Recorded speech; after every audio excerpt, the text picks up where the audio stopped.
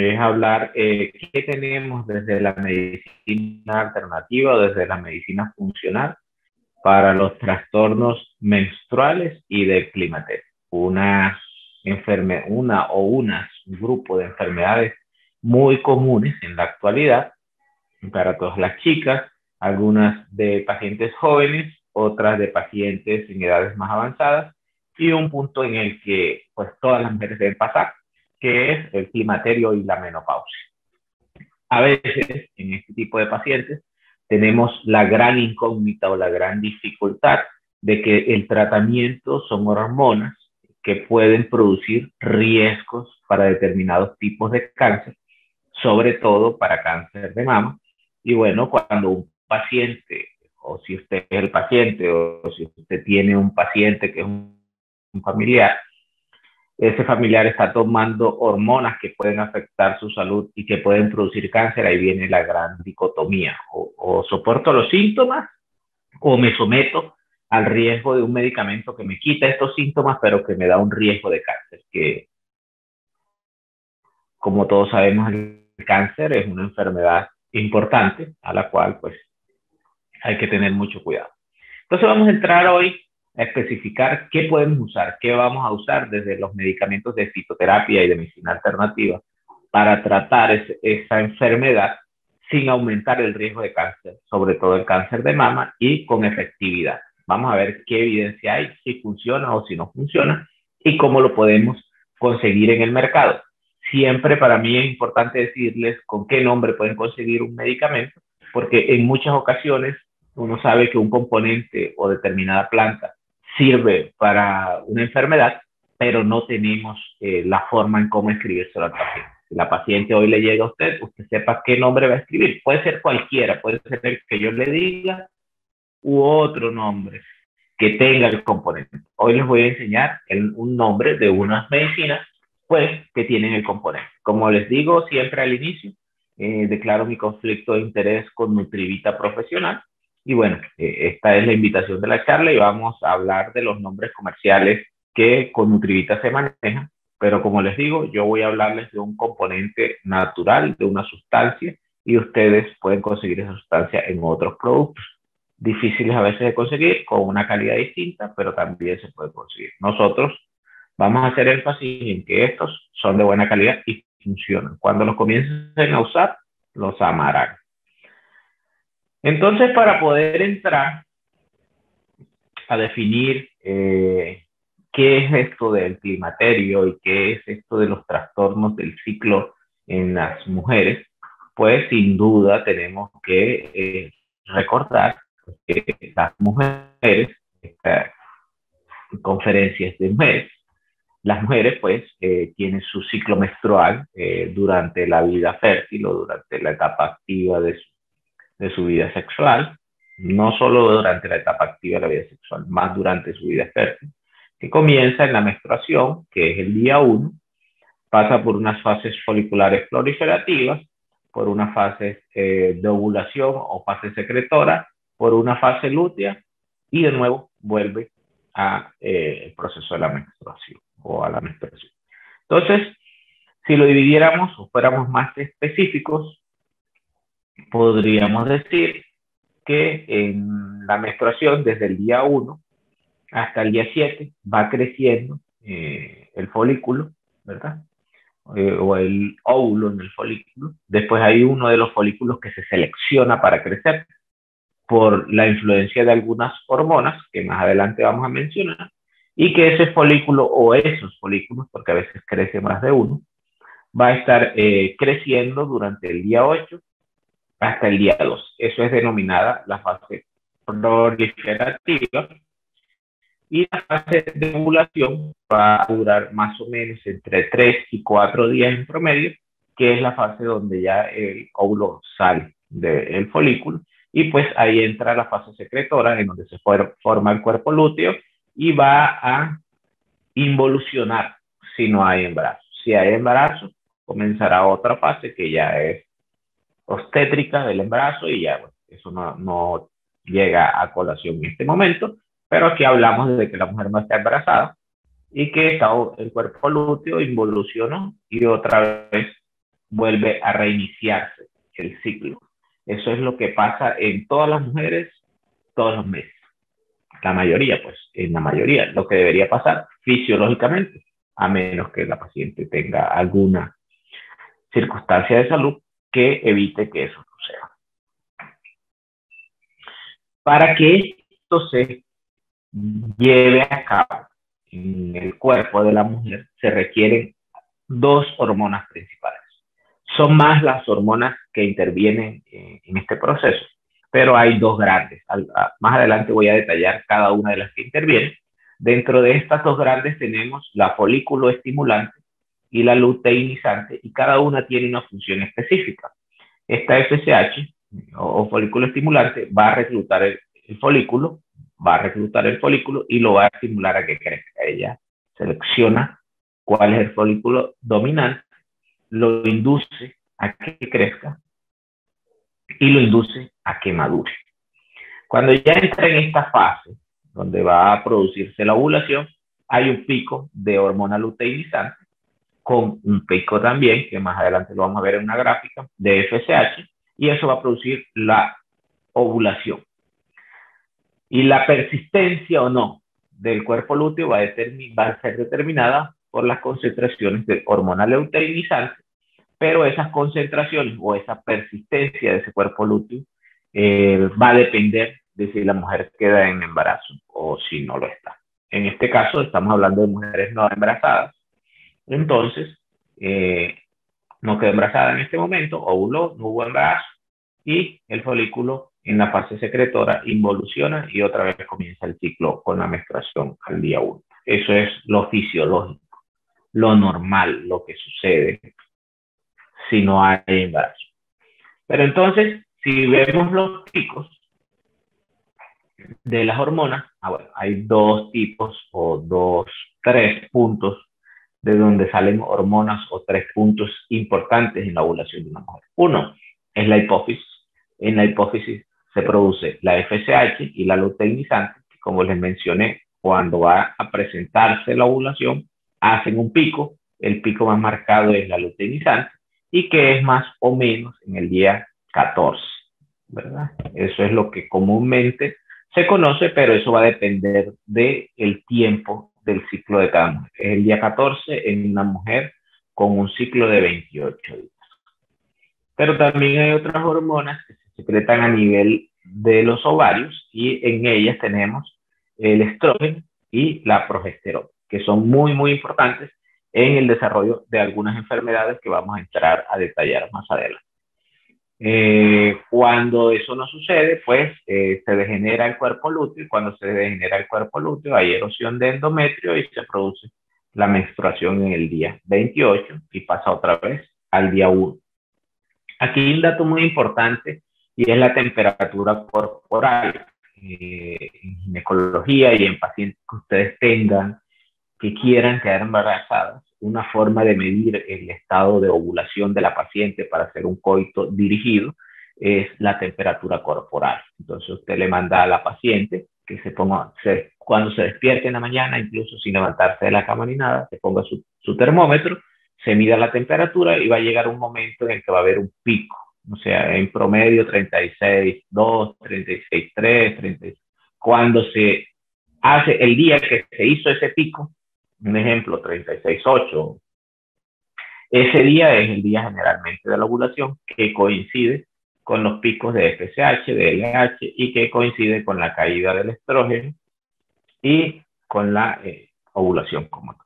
Acá hay otra representación que es prácticamente lo mismo que ya habíamos mencionado y que no voy a entrar a detallar, donde hay una fase, se divide o está representado en solo dos fases, que es la fase folicular y fase lútea, pero recordemos que aquí hay una fase de ovulación, y aquí lo representan como ovulación netamente, pero es una fase porque requiere unos días.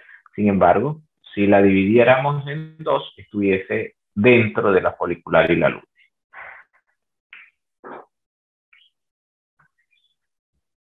Y sin seguir hablando mucho de esta fisiología, porque es importante, pero ya la conocemos, nosotros podemos medir las hormonas sexuales femeninas. y teniendo en cuenta que podremos medir el estradiol, podemos medir la FSH, podemos medir la LH, la progesterona, la prolactina y la testosterona, como algunas veces nos olvidamos pensar en ella cuando tratamos mujeres. Y las mujeres, por supuesto, que también tienen testosterona y que está relacionada directamente, la testosterona está relacionada directamente con el deseo sexual. Eso es importantísimo porque dentro de esto que vamos a enfocar también vamos a hablar de algo que se llama frigidez o pérdida del deseo sexual femenino, que a veces puede producir algunos problemas en algunos hogares. Entonces, cada una de estas hormonas, independientemente de si son las gonadotrofinas, que es la que produce la hipófisis, o si son las que producen el ovario, ¿verdad? Las hormonas ováricas, cuando se miden en determinado momento del ciclo, los valores que vamos a obtener son diferentes, por lo menos. Si medimos estradiol, LH y FSH, por ejemplo, vamos a tener unos valores específicos a nivel temprano o a nivel tardío o en una fase lútea, y en cada uno de esos momentos, pues los valores van a variar. Tenemos la ventaja de que la mayoría de los laboratorios nos ofrecen unos valores rango cuando nos dan el reporte, pero tenemos que tener claridad de qué queremos, qué es lo que queremos saber. Es que yo tengo una paciente que no puede quedar embarazada, por ejemplo, y le mandé a hacer un foliculograma y resulta que no se rompen los folículos. Bueno, entonces, ¿qué le quiere medir usted? Bueno, yo le quiero medir LH y FSH en el día 14 porque tiene un ciclo de 28 días. Bueno, se los medimos para ver si hace el pico o si no hace el pico y saber por qué no está ovulando. Hay formas de aumentar la sensibilidad a algunas hormonas y de aumentar la potencia de las hormonas del paciente con fitoterapéuticos, es lo que vamos a entrar a mostrar hoy, con evidencia clínica. No vamos a suponer ni hablar nada que no tenga evidencia en este caso. Aquí es importante, si hablamos de mujeres, si hablamos de trastornos endocrinos, no puede pasar, no se puede llevar a cabo una charla sin mencionar los disruptores neuroendocrinos. Y aquí llegamos a la OMS, que sacó en el 2012 con la UNEP toda una información completa, una alerta sobre la disrupción neuroendocrina. Y los disruptores neuroendocrinos no son nada más que sustancias químicas exógenas que pueden actuar como hormonas. Estas sustancias químicas exógenas pueden actuar como hormonas y pueden interferir en el funcionamiento del organismo de la mujer, incluso en el bloqueo de la función de algunas hormonas. Y lo más difícil es que alteran el sistema reproductor, pero también alteran el sistema inmunitario, el neurológico y también otros sistemas, problemas que ejercen sobre el sistema reproductor, pero también el problema o la afectación que tiene en los niños. Entonces, ¿dónde hay disruptores neuroendocrinos? En alimentos, disruptores neuroendocrinos, podríamos dar una conferencia completa de disruptores neuroendocrinos, en los alimentos, en el agua en bolsa cuando está a alta temperatura, secreta sustancias que son disruptores neuroendocrinos, en algunos talcos para los pies que tenían triclosan, son disruptores neuroendocrinos que ya se han mandado a recoger, y otras múltiples sustancias, incluso en algunos cánceres de mama se han hecho estudios de patología, pacientes con cáncer de mama, a la muestra en patología y le han medido o han determinado las sustancias que tienen ese tumor, y muchas de estas sustancias son algunos disruptores que están en los desodorantes que usan las mujeres. Estos disruptores neuroendocrinos producen, según la publicación de la OMS, 4 cosas: infertilidad, síndrome de ovarios poliquísticos, endometriosis y afectan el climaterio. ¿Cómo afectan el climaterio? Más adelante vamos a ver. Recuerden que hay mujeres que dicen, es que yo pasé por la menopausia y yo no sentí nada. Pero también hay otras mujeres que tienen la menopausia y sienten de todo, hasta lo que no se siente, lo siente. Entonces allá vamos a entrar a ver cómo hacemos.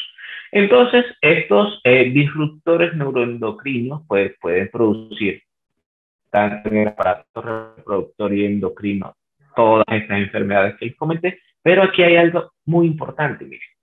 Aquí hay un síndrome metabólico y diabetes. Eso es extremadamente importante porque vemos muchas mujeres diagnosticadas con síndrome de ovarios poliquísticos y jamás le han medido la insulina o no tienen tratamiento para la resistencia a la insulina. Y ese paciente tiene una resistencia a la insulina. Entonces aquí ya hemos visto varias cosas. ¿Cómo funciona el sistema endocrino femenino? Lo básico. Acabamos de revisar cuáles hormonas intervienen, por qué intervienen, y estamos viendo que esas enfermedades también producen un trastorno sobre la insulina, la diabetes y obesidad, ¿verdad? Hay otras afecciones, y acá no nos vamos a detener, pero hay afecciones, según este reporte de la OMS, sobre pacientes que tienen dificultad en su sistema inmune y tienen susceptibilidad a infecciones, enfermedades autoinmunes, asma, hipertensión, stroke, el cardiopulmonar y a nivel cerebral, Alzheimer, Parkinson y todos estos trastornos de déficit de atención. Entonces, ¿qué debemos hacer? Vamos a ver. Miren, tiene un feto expuesto a disruptores neuroendocrinos, ¿verdad? Que desde que está en el embarazo, ¿quién está embarazada? La mamá. Entonces ahí se expuso, este feto digamos que es una niña, y esa niña que se expuso en este momento, y recordemos por qué pongo esta imagen, que también es de la publicación de la OMS, ¿por qué la pongo si vamos a hablar de ginecología? Porque los óvulos de las mujeres están desde los 6 meses de edad gestacional, a diferencia de los hombres que van produciendo espermatozoides a medida que va avanzando en la edad o durante la vida. Las mujeres ya tienen toda su carga de óvulos desde que nacen, desde antes de nacer. Entonces, esa exposición a disruptores neuroendocrinos en la gestación puede producir enfermedades en los niños, en la pubertad y en cualquier etapa de la vida, siendo expuesto incluso desde la gestación. Entonces, cada una de esas enfermedades que vimos anteriormente se presentan de una u otra manera en etapas de la vida distintas. Entonces, podríamos decir, miren que ya esta obesidad que antes se veía en adultos, miren ya en niños hasta más o menos 50, 60 años, una persona está presentando más obesidad, mientras que, por ejemplo, la alteración de la pubertad pues no va a pasar de los 25 años, por supuesto, y que los cánceres están más relacionados con pacientes mayores a 40 años, al igual que la infertilidad se ve en pacientes jóvenes. Entonces, cada uno de estos procesos va a estar orientado hacia una edad específica en este tipo de pacientes. Entonces, no quiero detenerme más en esto, pero como última diapositiva de esta introducción de los disruptores neuroendocrinos, se han hecho estudios a nivel mundial, y esto iba más o menos hasta el 2005, en donde miren en cada uno de los países cómo ha aumentado la incidencia en mujeres con cáncer, ¿verdad? Y miren que todos estos disruptores pueden estar acá, pueden estar en el maquillaje, pueden estar en los gases que producen los vehículos, en la agricultura, en las frutas, aunque uno no creyera, pero se usan muchos agroquímicos, en la calidad del agua, por supuesto, en elementos tecnológicos, incluso en elementos que se usan para el uso diario en la casa, que se utilizan en la casa como sustancias para limpiar pisos, alfombras y como las mismas alfombras, y por supuesto algunos alimentos que se les hace un procesamiento que altera las características químicas del mismo. Entonces, en cualquiera de esos puntos, este bebé está recibiendo disruptores neuroendocrinos. Eso no quiere decir que tengamos que vivir fuera del planeta, ni que la mujer embarazada no pueda comer nada y deba volverse ermitaña. Por supuesto que no, Hay unas técnicas, sobre todo de medicina antihemotóxica, que podemos utilizar para detoxificar el organismo. Hay unos medicamentos de fitoterapia, pero como está embarazada, pues es mejor medicina antihemotóxica que fitoterapia. Entonces, entramos a lo que vinimos. Una de las principales consultas de las mujeres en edad adulta es, uno, el climaterio, que se produce por una insuficiencia ovárica, y dos, la menopausia. Empezando en este grupo de pacientes. Más adelante vamos a ver cada uno de ellos y las otras enfermedades. Entonces, el climaterio son síntomas o el tiempo que se produce desde que se disminuyó la actividad ovárica hasta que cesó. Desde que comienza a disminuir la actividad, es como un punto de transición entre una mujer con actividad ovárica normal hasta llegar a la menopausia. Que la menopausia, sin duda, es el cese de la menstruación espontánea por un año. Por un año. En promedio, una mujer puede entrar en menopausia entre los 49 y 52 años, ¿verdad? Y tener en cuenta que el resto de su vida, o sea, si la mujer vive desde los 49 hacia adelante, es más o menos el 40% de la vida. O sea que casi la mitad del tiempo de vida de todas las mujeres están en un estado postmenopáusico. Y la otra mitad o el otro 60% van a estar en un estado con una función ovárica conservada. Esa menopausia puede ser por varias causas, puede ser una natural, puede ser quirúrgica porque le hicieron ovarectomía y chao ovarios. Puede ser una menopausia precoz que se produzca antes de la edad en que normalmente pasa, o puede ser una insuficiencia ovárica prematura que entraría a ser otro contexto y que no vamos a llegar a definir eso hoy. Pero también hay otras enfermedades que afectan sobre todo a mujeres más jóvenes. En esas tenemos el síndrome de ovario poliquístico, la endometriosis, los trastornos menstruales y la infertilidad. Aquí vamos, en este trastorno de la fertilidad, no escribí infertilidad porque no es solo infertilidad, puede haber un trastorno de la fertilidad. Hay mujeres que no quedan embarazadas y no llegan a ser infértiles aún. Vamos a tratar todas estas enfermedades, cómo lo podemos, qué medicamentos podemos usar. Entonces ahí aparecen los primeros fármacos fitoterapéuticos. Voy a tratar de que nos alcance el tiempo. Entonces, esta planta que ustedes ven aquí es el trébol rojo.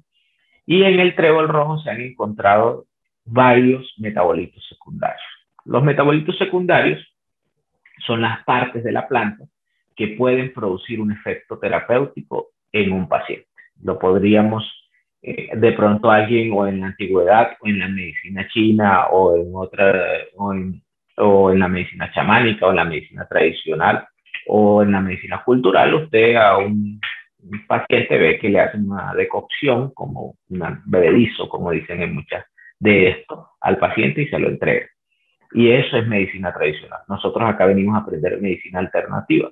La medicina alternativa, esta misma planta, se sometió a un proceso que la purificó y eliminó sus bacterias o hongos si tenía o sus impurezas, que la concentró en una cápsula y que nos dice que si yo le doy a ese paciente esa cápsula, tiene 100 miligramos. Entonces yo con eso voy a tener la certeza y la seguridad de que yo le estoy dando 100. Si yo le quiero dar 200, le doy 2, si le quiero dar 300, le doy 3. Puedo modificar las dosis siendo un componente natural, sin necesidad de volverlo un componente artificial.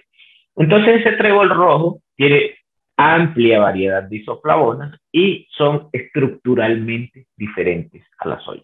Y resulta que aquí entra todo ese dilema de que si la soya produce cáncer de mama o no. Eso depende de unos receptores, que si la paciente tiene o no receptores ER2 positivos o negativos, de acuerdo a eso vamos a determinar si le podemos dar soya o no.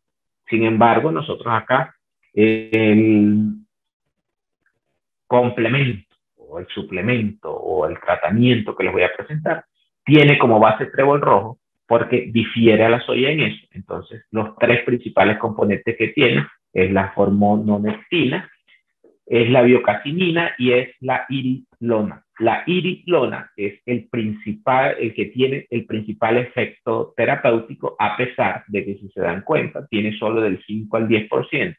Tendría más otros componentes bioactivos, y la mayoría de la evidencia y el efecto terapéutico lo produce generalmente por la irilona. Entonces, ¿qué efectos hay del uso de irilona? Entonces, la irilona aumenta la sensibilidad a la progesterona. Entonces, ahí entramos a ver en el momento en que vimos cómo se da el ciclo menstrual de la mujer. Cuando nosotros le suministramos un medicamento que tiene trébol rojo, ya sabemos por evidencia clínica que lo que vamos a hacer es aumentarle, mire, con irilona, la sensibilidad a la progesterona de ese paciente. O sea que no necesitamos aumentar la cantidad de progesterona si el paciente requiriese progesterona para hacer el efecto terapéutico. Entonces no le doy progesterona micronizada, sino que le puedo dar trébol rojo, y con la progesterona que tiene el paciente, aumentándole la sensibilidad, le disminuyo el riesgo de cáncer por el uso de ese medicamento, por ejemplo. Entonces, tuvo mayor impacto en la activación de receptores a medida que se aumentó la concentración. Cuando aumentamos la concentración o cuando aumentamos de irilona, miren cómo se impactaron los receptores usando progesterona y usando irilona. Cuando no se usó, pues el efecto fue menor. Además de eso, no hubo un aumento del tejido uterino y tampoco hubo un aumento del endometrio, que son los efectos que se producen con otros medicamentos. Entonces, en este caso, decimos con certeza de que uno de los efectos del trébol rojo por su metabolito secundario irilón es aumentar la sensibilidad a la progesterona, y no le estamos dando progesterona al paciente, le estamos aumentando la sensibilidad a la progesterona en este caso. Pero ¿para qué también se ha usado el trébol rojo? Como una alternativa, como terapia de reemplazo hormonal. Entonces, mire, los extractos del trébol rojo tienen una alta afinidad por el receptor de estrógenos alfa, por el receptor de estrógenos beta, por el receptor de progesterona, que ya lo mencionamos hace un momento en el otro trabajo, y también por el receptor de andrógenos. Como dato, en este trabajo se encontró que también nos disminuye el riesgo de cáncer de mama. Entonces, a diferencia de las isoflavonas de soya, las isoflavonas de trébol rojo no nos aumentan el riesgo de cáncer de mama. Ahora vamos a ver otros compuestos activos que están dentro de lo que vamos a presentar, y se van a dar cuenta que nos va a ayudar a disminuir el riesgo de cáncer de mama, con evidencia, nada de suposiciones. Acá, pues, no voy a entrar a detallar esto para que nos podamos entrar en los otros metabolitos, pero esta es la escala donde inicia el colesterol, la prenolona, y comienzan a salir todas la progesterona y todas las otras hormonas, y estas es las vías enzimáticas involucradas, donde una, dos, y cada uno de esos números corresponde a cada una de las enzimas que produce el efecto para dar el paso al siguiente estado de la hormona, como precursor para volverlo el siguiente estado de la hormona, y de esa manera, pero todas miren dónde comienza, en colesterol, en grasa. Eso es importante, saber que comienza en grasa, porque vamos a ver por qué yo le doy omega 3 de alta calidad a una paciente menopáusica. Porque es que los ácidos grasos transportan hormonas y son una de las bases de la síntesis de las hormonas femeninas. Eso es importante. Más adelante vamos a ver por qué se nos da. Entonces, en este trabajo se evaluó la soya frente al trébol rojo. Aquí está, bueno, aquí no está la literatura, pero en el trabajo usted puede conseguir cada uno de esos trabajos que se evaluaron, siempre. Se le daba una cruz cuando tenía un efecto beneficioso, y se le daba una cruz y un menos cuando no se sabía si tenía ni efecto beneficioso ni efecto adverso. Y si se dan cuenta, el único en el que no se sabe si tiene efecto adverso o beneficioso es en la enfermedad cardiovascular, el caso del trébol rojo, pero sí tiene efecto beneficioso en disminuir el riesgo de cáncer de mama, el cáncer de próstata, el cáncer de ovario y disminuir la osteoporosis. Mientras que la soya, ni se sabe si bueno o malo, ni se sabe si bueno o malo, y no se sabe si es claro todavía con respecto al cáncer de mama. Ni se sabe ni bueno o malo en próstata, ni se sabe ni bueno o malo en osteoporosis, y lo que sí se sabe es que disminuye también el riesgo de cáncer de ovario y disminuye en algo el riesgo también cardiovascular. Eso es muy importante porque hay unos componentes, otros componentes que tiene el trébol rojo, como son la genisteína y también los tiene la soya, que cuando se usa en soya a menos dosis, y en el trébol rojo no depende de la dosis, pero cuando se usa en dosis baja, al parecer no tiene ningún efecto de riesgo sobre el cáncer de mama, pero sí nos mejora la sensibilidad a la insulina. Y aquí entra un detalle muy importante. Yo les decía al principio que muchas de estas enfermedades, como el síndrome de ovario poliquísticos y como la endometriosis, tienen de base una resistencia a la insulina. Entonces, aparte de mejorarme la sensibilidad a las hormonas femeninas, también me va a mejorar la sensibilidad a la insulina. Muchas de estas pacientes le mandan un fármaco para disminuir la resistencia a la insulina, pero si aquí estamos haciendo todo en una sola medicina, para ese paciente va a ser mucho mejor. Y bueno, lo hace aumentando la expresión de los genes, de los PIPAR alfa y de los PIPAR gamma. Y ya todos saben que eso aumenta la afinidad al receptor de insulina y disminuye la resistencia de la insulina. Bueno, estos metabolitos comparados por separados no demostró que afectaran la glicemia, pero recuerden que cuando tenemos el extracto de trébol rojo no separamos ninguno de los metabolitos, sino que esos metabolitos secundarios van todos juntos en el extracto, ¿verdad? Hay otra planta, esta planta es Angelica H. angelica.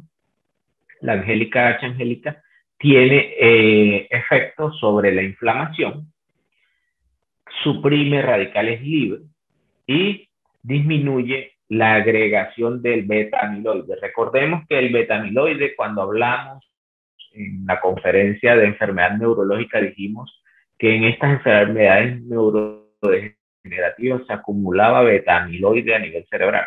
Bueno, vamos a tener ese beneficio sin necesidad de buscarlo. Estamos haciendo un tratamiento para una paciente que tiene un trastorno neuroendocrino y bueno, también vamos a obtener una mejoría sobre esta parte del sistema neurológico. Además, ¿qué es lo que dice la familia cuando la mamá o la abuela está en el estado de climaterio o de menopausia?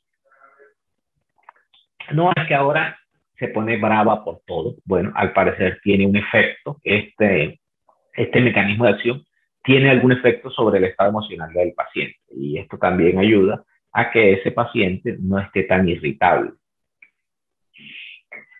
Esta angélica también ha demostrado que tiene citotoxicidad contra células del cáncer de mama. O sea que yo estoy dando trébol rojo que no me aumenta el riesgo de cáncer de mama. Y estoy dando Angélica H. angelica, que es un medicamento que mata las células tumorales. O sea que no le va a producir un riesgo de cáncer de mama al paciente. Al contrario, puede disminuirle y demostró un efecto citotóxico. Este es un trabajo que se publicó en el 2019 sobre células de cáncer de mama 4T1 y MCF7. Entonces aumentó la proteína VAX y con eso disminuyó la expresión de los BLS2 en presencia de caspasa. Eso hizo que hubiera muerte de la célula porque movilizó el calcio citosólico de esas células tumorales mamarias. Entonces disminuyó significativamente el crecimiento celular. Este fue un estudio in vivo. Ya sabemos que in vivo los animales que más se utilizan son ratitas. Y en las ratas expuestas disminuyó el crecimiento del tumor en comparación a las ratas que no se trataron con el extracto de Angelica Angelica. Entonces, todo dependió también de la cantidad de concentraciones, pero las dos líneas celulares tumorales, mire cómo fueron disminuyendo la viabilidad de cada una de las células al administrar el extracto de esas plantas. Otro componente que tiene el fármaco, el medicamento que vamos a presentar, no es un fármaco, un medicamento. Este también es un estudio del 2019 donde se demostró las propiedades de la orisa sativa y demostró a nivel de la piel. ¿Y por qué hacemos esto de la piel? Porque entonces otra de las cosas que comienza a pasar en ese cambio hormonal, es que cambia la calidad de la piel, se pierde la elasticidad de la piel, se vuelve una piel flácida, y por eso aparecen más arruguitas, disminuye el grosor y todo eso. Entonces, la orisa sativa, aquí está, si no lo conocen, ese es el arroz, ¿verdad? Promueve la migración de fibroblastos dérmicos. Ahora no le van a decir al paciente, bueno, vaya y coma arroz y eche arroz en la piel. Bueno, pues el arroz es un alimento que tenemos en nuestra cultura arraigado. También tiene almidones, pero si se come frío se destruye esa propiedad del almidón, en teoría. Por eso es que los asiáticos casi no aumentan de peso, porque comen el arroz más frío, pero eso es otra charla a la que no venimos a este momento. También se demostró que aumenta el ARN mensajero y de esa forma aumenta el colágeno tipo 1 alfa 2. Suprime la activación de las unidades del factor nuclear kappa beta mediante la proteína P50 y P65, lo que son transcriptores 1 del factor y 2 de interleucina 6. Vamos a ver entonces cómo sucede esto. Aquí tenemos el fitoterapéutico, donde produce un bloqueo de las especies reactivas de oxígeno sobre el estímulo que produce el peróxido de hidrógeno. Se estimula, miren, lo que sucede aquí es que se estimula la proteína P50 y P65. De esa forma se afecta o se produce la interleucina 6 y el factor de transcripción, pero como él lo bloqueó, va a disminuir la cantidad de interleucina 6, que es la principal interleucina proinflamatoria, va a disminuir el factor kappa beta y va a aumentar la síntesis de colágeno. Ese efecto se logra bloqueando esta acción de las especies reactivas de oxígeno. Por esa forma mejora la producción de colágeno, aumenta la síntesis de colágeno, evita el envejecimiento y disminuye el proceso inflamatorio, ya que disminuye los niveles de interleucina 6. Siguiente componente, he mencionado, ahora vamos a ver cuáles he mencionado. Vamos a ver si lo conocen. El Dioscorea esculenta. Más de uno lo ha comido en este momento, ese es el ñam. ¿Y qué efectos tiene? Entonces miren el efecto que tiene, sobre todo el componente activo o el metabolito secundario, que es la biogenina, regula la expresión de andrógenos, y al regular la expresión de andrógenos, y dijimos al principio que no solo las mujeres tienen LH, FSH, sino que también era importante los andrógenos. Entonces, en esa producción de andrógenos mejora la resistencia física y aumenta la masa muscular.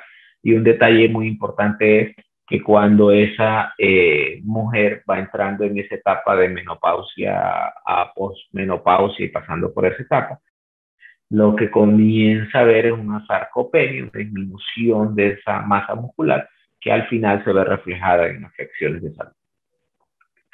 Entonces hay que evitar el efecto sobre la pérdida de masa muscular.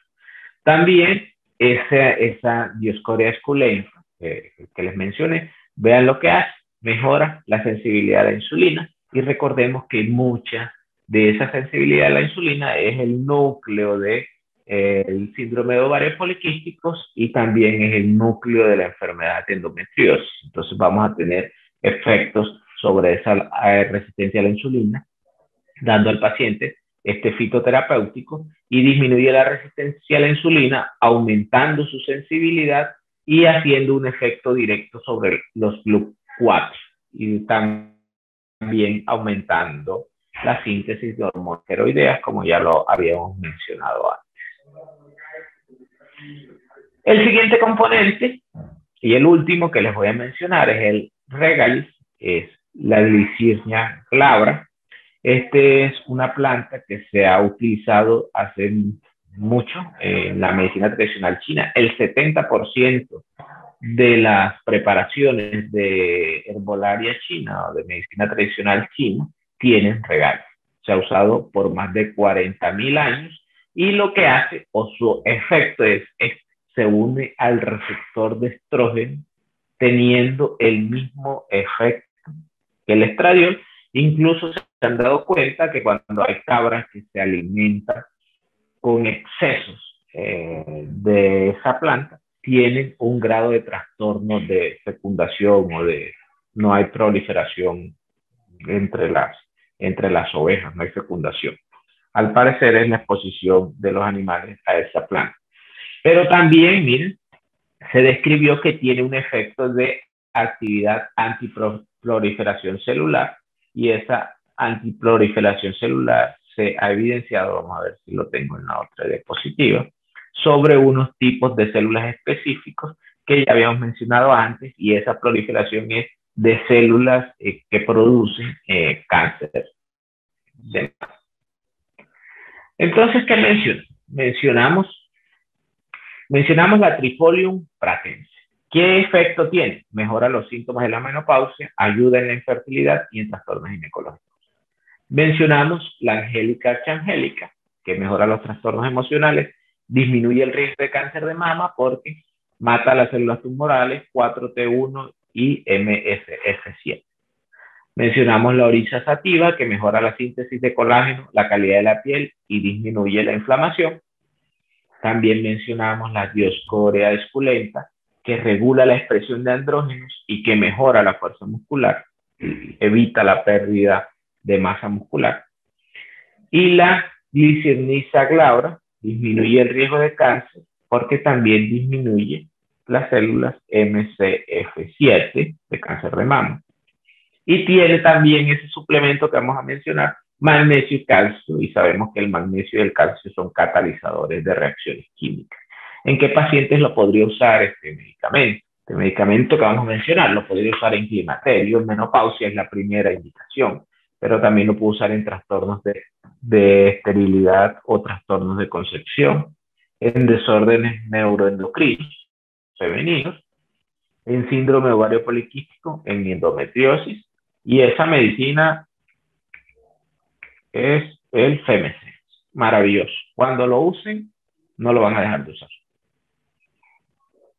Entonces tenemos un paciente que nos llega por calores, todos esos síntomas de climaterio, por ejemplo, y usted le manda a tomar 2 capsulitas con la cena o después de la cena. Así se lo mando yo.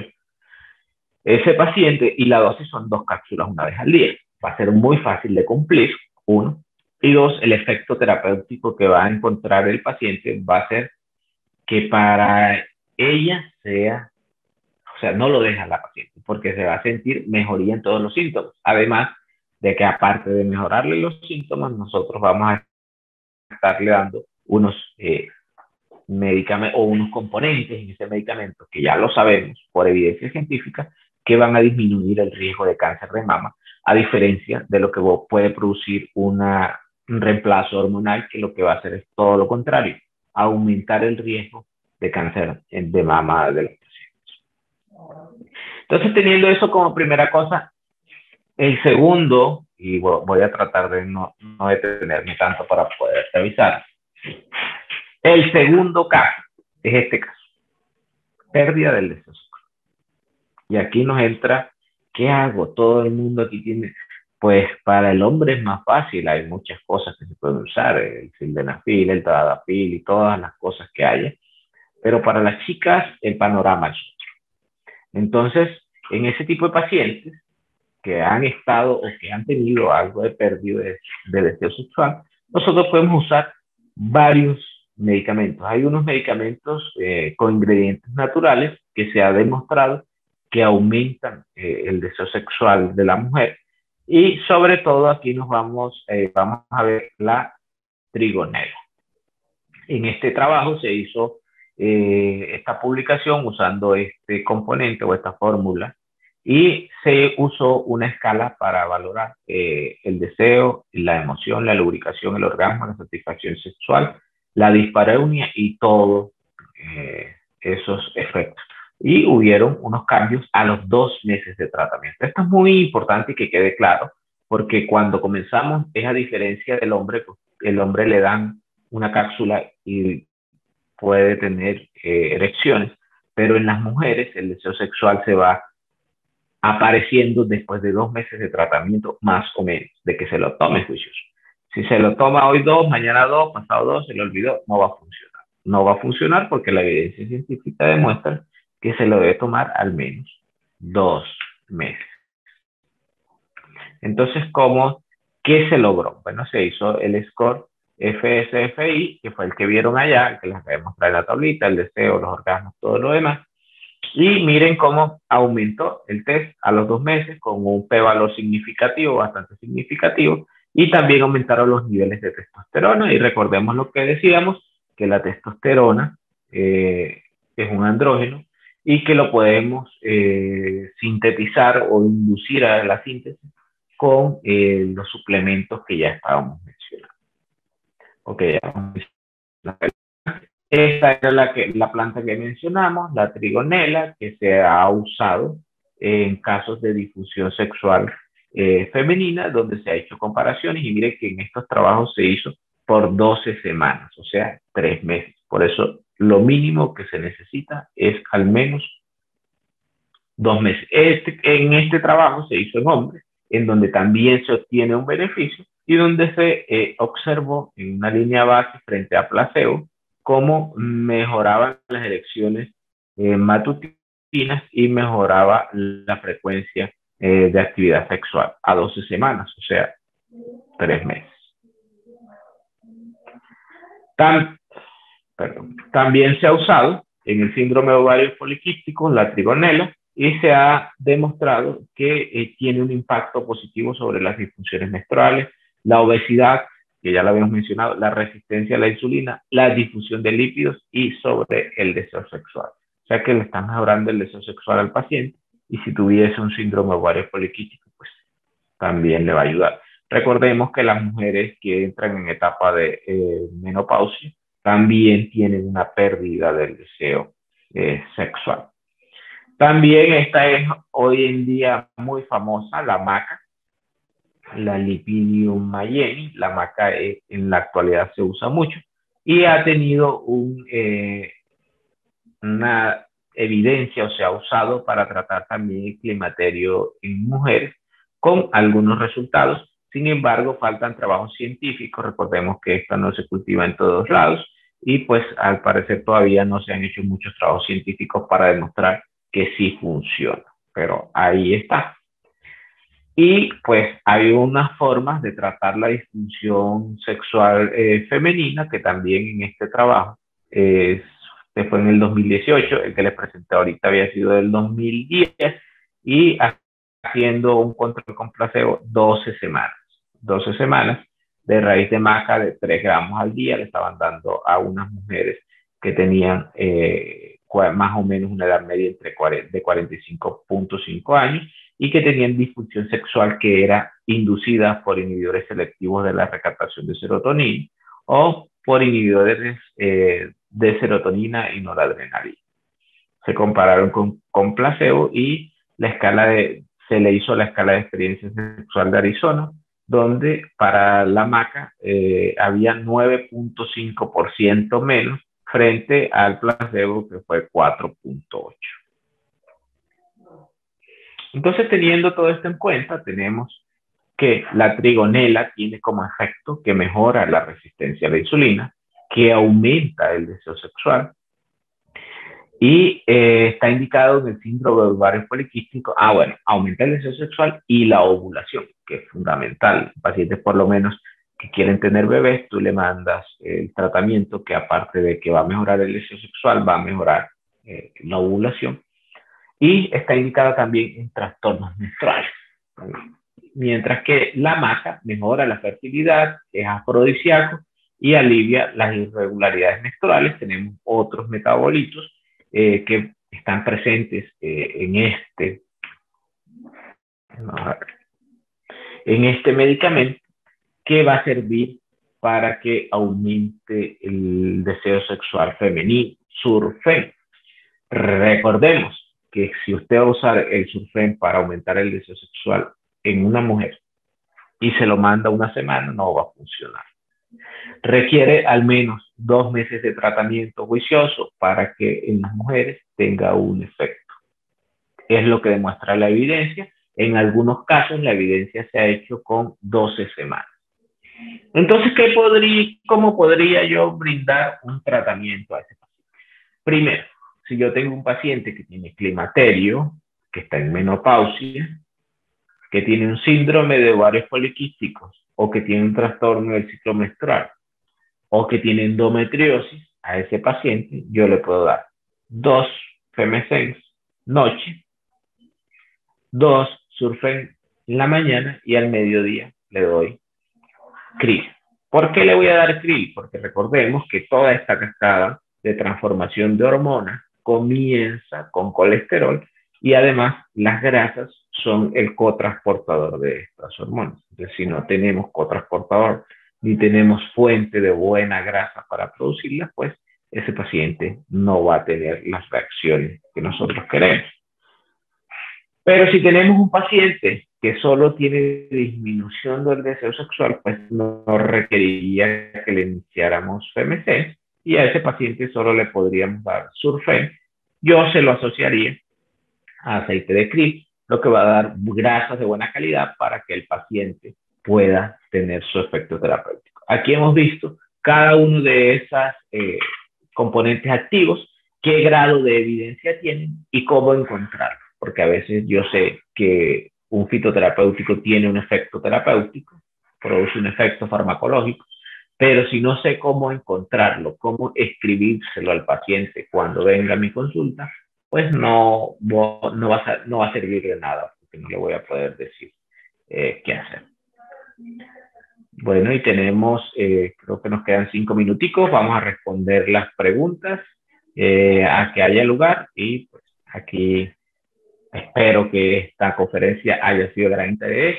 Traté de sintetizar lo mejor posible la información con el objetivo de que tengan claridad de qué es lo que van a hacer cuando tengan al paciente y de que vean la evidencia científica sobre el paradigma que hay, el riesgo de cáncer de mama, de algunos isoflavonas y sobre todo en el isoflavona de soya. En el caso del trébol rojo no tenemos ese problema y al contrario, los componentes que tienen FMC nos van a ayudar a prevenir que haya cáncer en determinadas líneas celulares de cáncer de mama.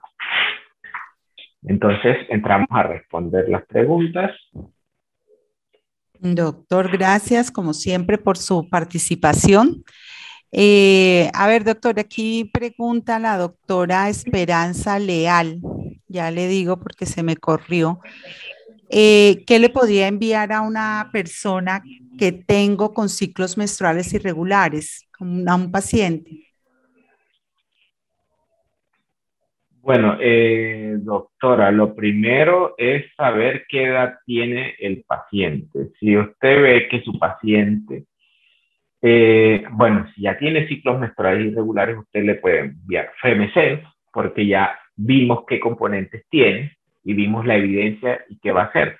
Nos va a mejorar la sensibilidad a la progesterona, nos va a hacer efectos sobre los receptores, entonces, este es una buena indicación. Dele FMC a ese paciente y al menos dele un aceite de krill. Yo le daría, adicional a eso, le daría un órgano preparado de medicina antiomotóxica, que sería ovario.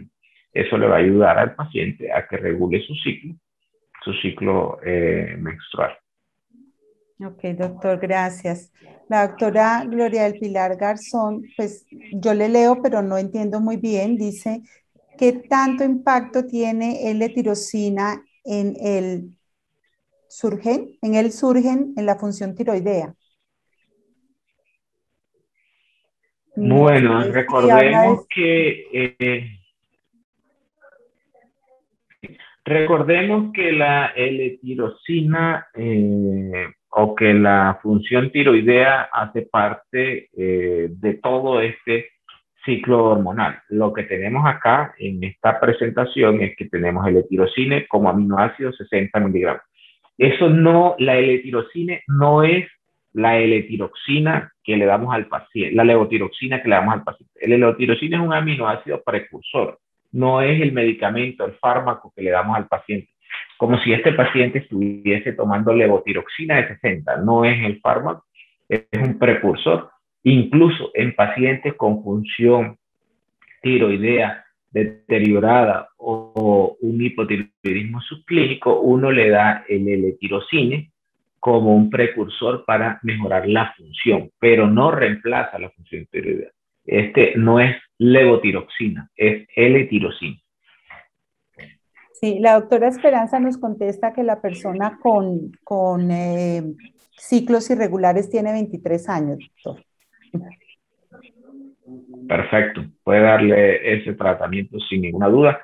Si sabe hacer terapia neural, hágale un ganglio de Frankenhaus. Si no, dele ese ciclo y detoxifíquela. Detoxifíquela y le va a ir bien. Yo le daría también nutrientes. Le puede dar Women's Complex. Yo le daría ese. Es un nutriente muy bueno, ¿no? Yo lo uso. Que le va a ayudar sobre todo, no tanto a las vitaminas, y son importantes, pero también le va a ayudar a los oligoelementos que van a acelerar las reacciones químicas. Bueno, doctor, también nos preguntan entonces, ¿el más indicado para la parte de fertilidad sería cuál? Bueno, si yo voy a hacer, a ayudar en la fertilidad a un paciente, yo le daría los tres. Le daría Femesens, le daría CRI y le daría Surfen. ¿Por qué? Porque con Femesens yo voy a lograr un aumento de la sensibilidad a las hormonas y en muchos casos, cuando no hay ovulación, es porque no se hacen los picos o a veces uno le mide a los pacientes la cantidad de FSH y de LH y están normales, o sea que sí hacen picos, pero el óvulo no revienta, entonces es que no tiene sensibilidad en los receptores. Entonces vimos que la evidencia científica demuestra que mejora la sensibilidad a los receptores, yo le daría los tres, FMC, Surfen y aceite de té. Ok, doctor, gracias. Y aquí va una última pregunta. La doctora Nini Alemán nos pregunta, nos dice que una mujer de 42 años que sufre de mucho dolor de cabeza, dolor en las piernas, durante y después de la menstruación, ¿qué tratamiento aplicaría? Bueno, yo le detoxifícala. Hay unos medicamentos de fitoterapia para detoxificar. Yo prefiero la detoxificación con homotoxicología. Ese es un concepto personal. Y yo lo detoxifico con el estuche homopático de LHA. Podríamos detoxificarlo con lo que quisiera. Detoxifícalo. Nutrivita tiene un kit de detoxificación que es AMPM y algunos médicos lo utilizan. Es por gusto propio, yo lo detoxifico con homotoxicología. Hay que hay que regular esa parte hormonal. Entonces, sí o sí, yo le doy FMC, sin ninguna duda. También le puedo anexar otros medicamentos o otras terapias. Si usted sabe hacer terapia, póngale unas terapias profundas y le tienes que dar aceites de buena calidad, Mega Red, como se los presento ahí, es una muy buena opción, es fácil de consumir porque una vez al día. Y a ese paciente hay que hacerles unas técnicas de terapia neural o le pones las terapias neural ginecológicas, el Frankenhausen, y le puedes poner corona de espiga. Esa puede ser una opción. Listo, doctor. Mujer de 43 años con endometriosis, ¿cuál sería allí el tratamiento? Bueno, medirse primero que todo, hay que medirse también, aparte de esto, la insulina, hay que medirse la insulina y la glucosa, porque debe haber resistencia a la insulina. Si yo le doy Femesens, ya estoy impactando la resistencia a la insulina. Estoy impactando la resistencia a las hormonas y estoy facilitando toda esa parte hormonal. O sea, yo sí o sí o sí le doy femicid. Uno. Dos, porque ya tiene también 43 años, ya debe estar empezando algo de disfunción ovárica, entonces le va muy bien. Dele aceite de krill, que le va bien, y dele vitaminas y nutrientes. Y sin duda, como siempre les he dicho, dele probióticos, porque eso me va a mejorar la absorción de nutrientes necesarios para que esa paciente haga el remodelamiento y detoxifíquela. Tomar bastante agua a esa paciente. Calcularle más o menos 37 cc por kilo de agua. Listo, doctor. Bueno, doctor, muchísimas gracias, como siempre, por compartir sus conocimientos y a todos ustedes, doctores, doctoras, por su compañía, por su participación. Que tengan una feliz noche y bendiciones para todos.